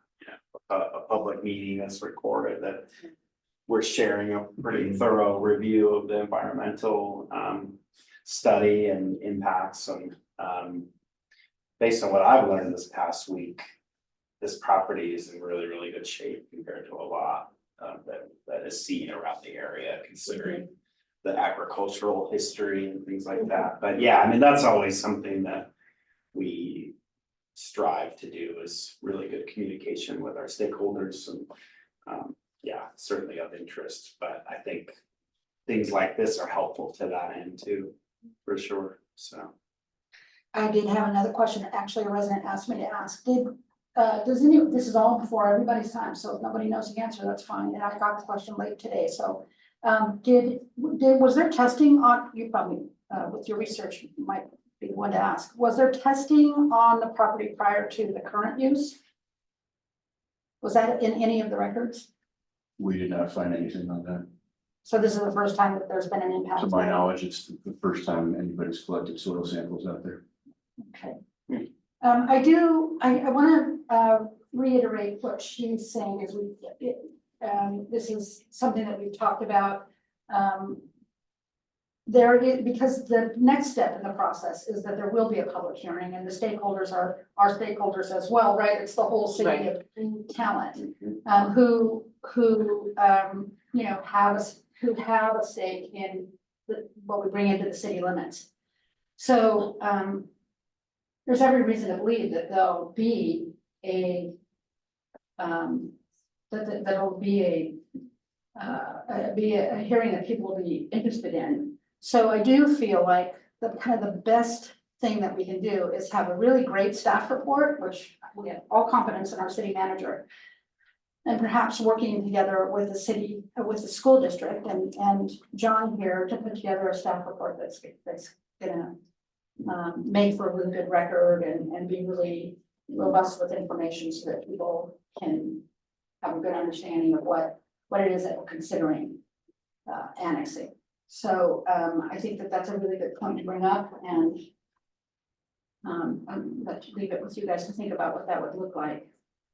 Are you talking about, when you say staff report, you're referring to, that's a report that you get for items that come before the council, I would imagine? Yeah, when there's a hearing, we'll get a staff report. Okay. That's a given. And this will be part of that staff report. Yeah. Everything that's been presented here today will be part of that. The city recorder is here to bring it to our staff report. Okay. So it'll all be part of the record. Mhm. And so, I think there's value in showing, your part in the conversation at that point in time. Just so And just to piggyback on that, your stakeholders are the students, right, and the families, and there are families, you know, in town who wouldn't get that message because they're not moved into the schools anymore or never have been. Which would, you know, be great to have something, you know, like in talent news and review or something where it's just kind of, you know, explaining, especially if it's after the clean bill of health from the DEQ, just, you know, and kind of, people can read it and kind of alleviate concerns about that. What we're asking for is that our community is well informed about the historical uses, about the environmental impact studies that you've done, the outcomes, what your plans are moving forward. And I'm not talking about these plans because I think these are pretty well vetted. But the plans for the voluntary work that you'll be doing with the DEQ, all of those things I think are going to bring value. It's better for us to discuss, have that information available to the community prior to the public hearing. That's not where we want to discuss it. I mean, that's not what we want to reveal, if you will.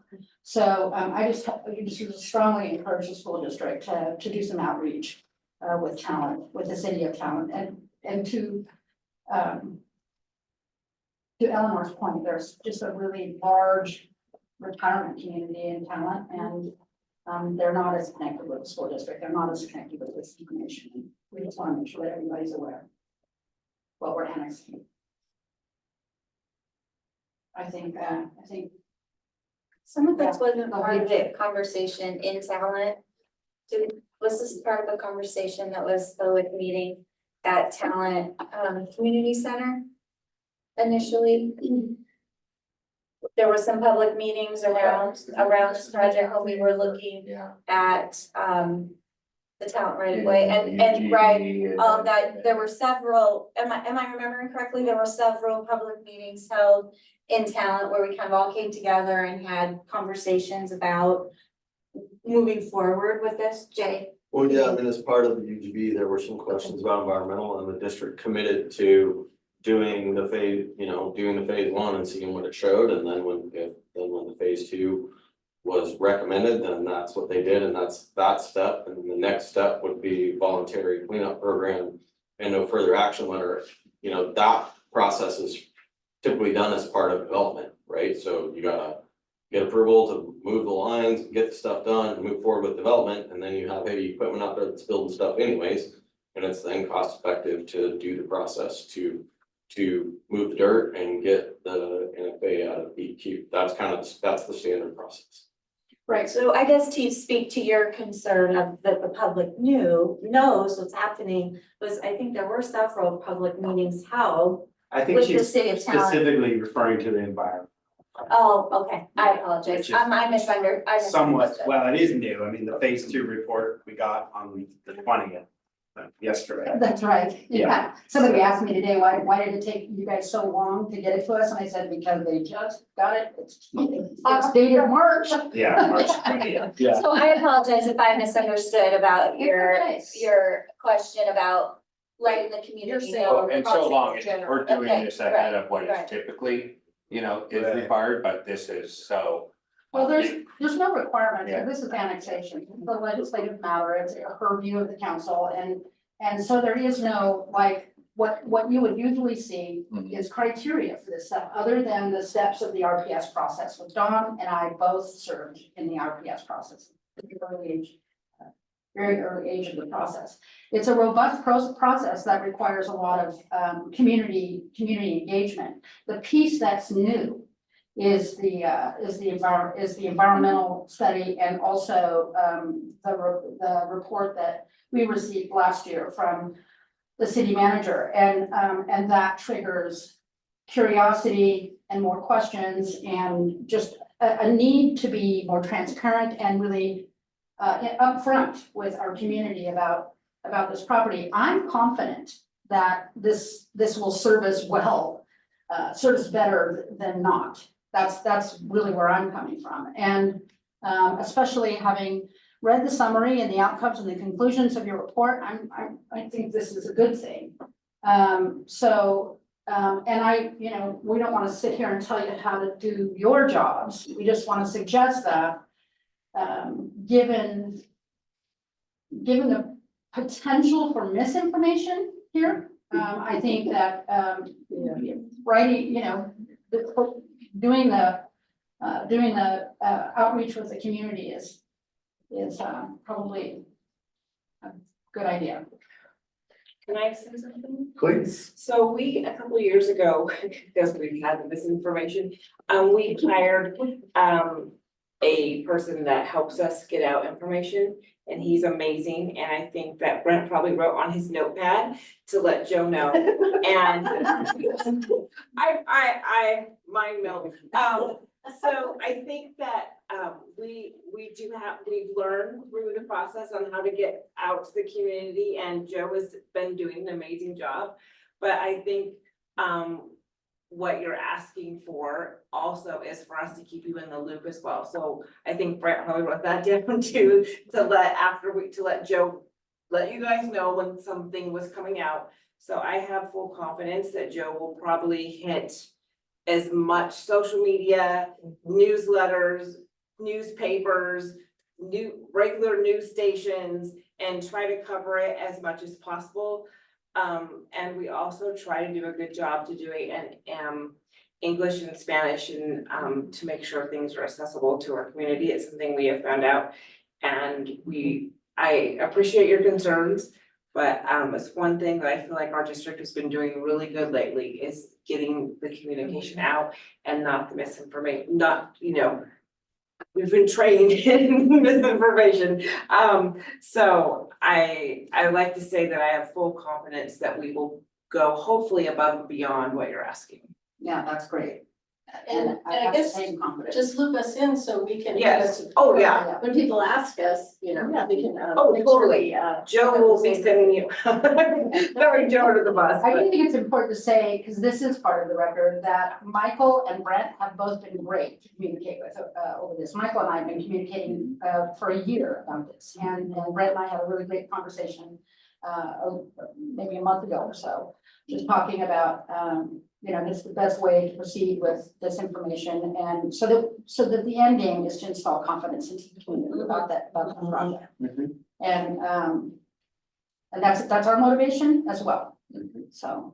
Can I ask something, because I'm naive about this, but what is the timeline? What are we looking at? Like, when do you have this meeting that you're talking about, or what's the next steps, I guess? That's what I'm asking.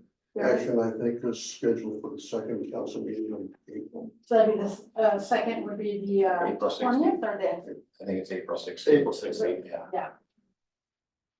Do you have any other suggestions of, my understanding is that typically the hearing is where information like this would be shared, but do you have any other suggestions that weren't mentioned of how we could? So that's the challenge with sharing information, and Dawn knows this, at a hearing, is that if there's not an opportunity for the community to be heard if they want to be heard, here's the two scenarios. It'll be crickets and tumbleweeds in that room, or it'll be, a handful of people really interested. And if we're not able to get through it, then we're putting meetings out as people are asking us for more information and stuff. So the one thing I think that could support a good process would be just for you guys to engage in communications and outreach. Yeah, Did you have one, Ann? then followed up with a segment in the city staff report for that meeting that addresses the work that's been done to us on the environmental assessment. Even though it's not a required element of the annexation, that doesn't mean people won't bring it up. So we might as well address it. That would be something we would prepare and provide to you. Okay. So getting ahead of that April 16th date, with this information coming out before that is what you're asking for. Right, Okay. and it's important to know that this is not a land use hearing. So there's no, land use hearings come with a time clock. We're bound by a time clock that we have to follow. This is a legislative matter, and it's not bound by a time clock. So it's really better to get in front of the information. Just a correction, the second meeting in April is April 17th. Thank you. There's a line out the door on the 16th, and I don't think there will be a line out the door. So I think you guys need to get out. Well, and hopefully this was helpful to you all and to your council and to those who couldn't make it tonight to watch back and read the report. And I think Jonathan's, I want to call it testimony. It's not testimony, it's not a court proceeding. But his information that he shared, was helpful. I'm sure there was other better words that came over there. Thank you. I just said report. Thank you. Report. Thank you. Thank you for- I did want to reserve for our council an opportunity for us to discuss the results and the outcomes as well. So we're here to get information. That was the purpose of this meeting, was to, we've got the environmental reports. We've heard great expert testimony tonight. We'll take an opportunity to review it and to make sure that we understand it. Because again, like, we don't want to be doing that during the hearing process. Sure. So I don't know when that'll happen or how that'll happen. I talked to Dave Bowman about it today, so I know it will happen, and Gary. But we just haven't come to that conclusion about dates and that sort of stuff, but certainly it would happen in a public forum, and y'all would have the opportunity to join that conversation if you wish. Yeah, and we could even make, well, I guess I can't speak to you if we can make you available or not, Jonathan, but I imagine it's just a matter of an hourly rate. Just if you have particular dates where you'd like me to Yeah, kind of just let me know. that might be helpful if it's something on your agenda to have, to ask any questions. I want to reiterate that John invited people to ask questions at his email. Yeah. And this recording will go out, so, Good. that's all part of like what we're hoping for, is to Right. open this conversation up, let people ask questions, and let's. Yeah. I think, Gary, I thought you were starting to say something. No, I think I can work with, your staff to come up with, information needed for the staff report, but Awesome. I think the mayor's observation of getting information out even ahead of that is a good. Okay. And you've got the channels to do that. And then just so I make sure I understand, the no further action, the board has decided to go and try to get the no further action from DEQ.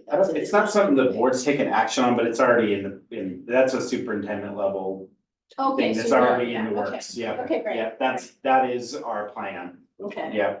and the buffer thing is still in the imagining stage, or? Well, we'll have to see what the DEQ kind of says for no, and if that's an option, then Okay. we hope that's the She option. wants it. She wants it. I wanna know if I can talk about it, like it's gonna happen. Oh. But I do wanna let you guys know something I am gonna ask when we get to the next meeting. It doesn't mean I'll get it, but I'm gonna ask for it, and that will be as part of the packet for the annexation, to get a report from the school district about their plan. What is the plan, what's gonna be the steps of the plans, so that we have that as part of the application and packet. So it'll be part of the record at that point in time. Right now, Plan for development or plan just for, your steps as you go through this process. And then, like I said, we'll talk about it. I don't know if the council will agree with me, but that's what I'll be asking for. And I feel like if I tell you now, I'm trying to be like Michael and I have been talking for a year. I'm trying to like get as in front of this stuff with if all of the information that I can. So there's no perception of gotchas or gosh, why didn't they tell us that, a while back? And really, just because I asked for something doesn't mean we're gonna get it. So, but if you know ahead of time, it might be just a matter of wicking out some of the stuff right out I of think it. another great option, so both of my boys, I spent a lot of cold fall afternoons at Colver Fields at regional West Country Middle School meetings. Oh, yeah. And it would be great if they had like put all the soil that needs to be moved, like on the property edge, the buffer, and have like a hill across country. And right now it's all flat. It's Really build character when the kids have to go up the hill. The BMXers are gonna be out there before you know it, so just know that. Listen, I also want to say my son played ball on that field, and my heart is in the same place as your heart is. We need those fields, we need the facilities, we need all of the things that you guys are planning. And we know that. appreciate that, thank you, yeah. Yeah, for me, one of the big things that I am focused on right now is services for families, so we're finding ways to, how can we bring in more preschool options for our families? And then after school care, we have it. We need more, we need access to more, and that's another use that this property will, is intended to serve with some community partners is, access to more readily available and affordable after-school care for our families, is another, it's not just sports complex, it's. Well, I should mention that, Yeah. because it is on my mind, and Yeah. my kids both went to Boylston School, Girls Club, and we're, Yeah. that's the king in talent quite a bit, and so Yeah. I also recognize those needs as well. Yeah, for sure, for sure. Thank you.